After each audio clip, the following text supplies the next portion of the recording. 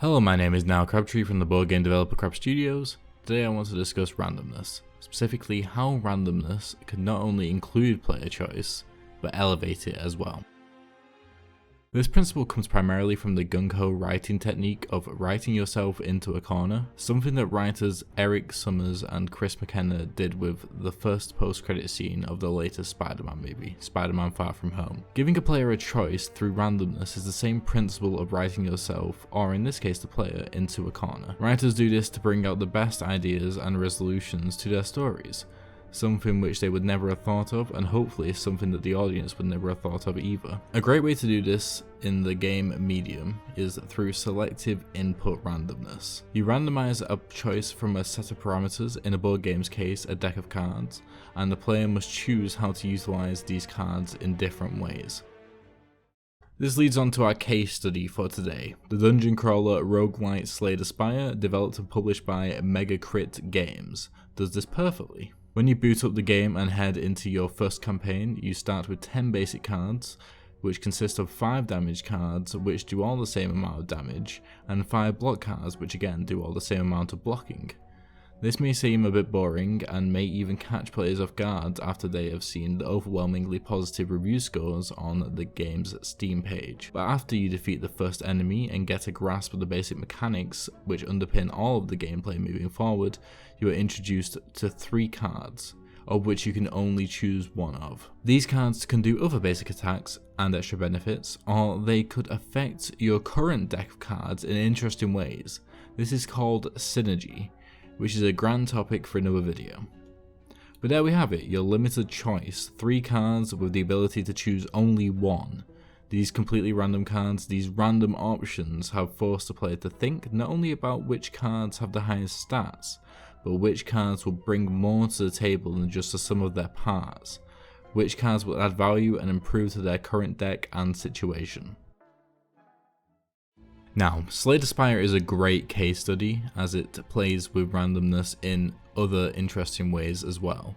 In Slay the Spire, each turn you draw 5 new cards from your deck, most of which you won't be able to use as you only have 3 energy, so at best you can only play 3 cards assuming they all only take 1 energy, unless of course they cost 0 energy, which is another interesting topic for a different video. Once your turn is over, whether you use the cards or not, they all get reshuffled back into your deck to be drawn again for the next turn.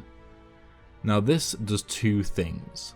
The first, that it informs the player greatly on the odds of what options will be likely or unlikely to be available for them the following turn, as their deck is most likely to be small unless they have gained a ludicrous amount of cards over the run or have come across an enemy that places cards into their deck. They will be able to remember every card that they have in their deck, how many they have of a specific card that they want, and how likely they are to be drawn. As this informs the player, they can make an informed plan as to how to overcome the obstacles before them, which is incredible from a gameplay perspective. Once a player has felt like they have manipulated the randomness to their own will, something that they will see as a challenge in of itself, it will give them immense satisfaction. And lastly, another great part of knowing the odds so well is that they are unable to blame the game, or at least with any ground to stand on anyway. And any designer worth their salt knows as soon as a player feels like they can blame the game over themselves, they have lost the player's trust and intrigue. The second thing that the recycling deck mechanic does is done with the coupled ability to remove/exhaust cards. Removing is pretty self-explanatory, you can remove a card completely from your deck for the rest of the run. Exhausting is similar, it's just that you can only remove it for that specific encounter, not the entire run. Now what this does is that it gives the player the ability to manipulate the randomness to their own favour, something which is strategically necessary for some fights that I have encountered specifically.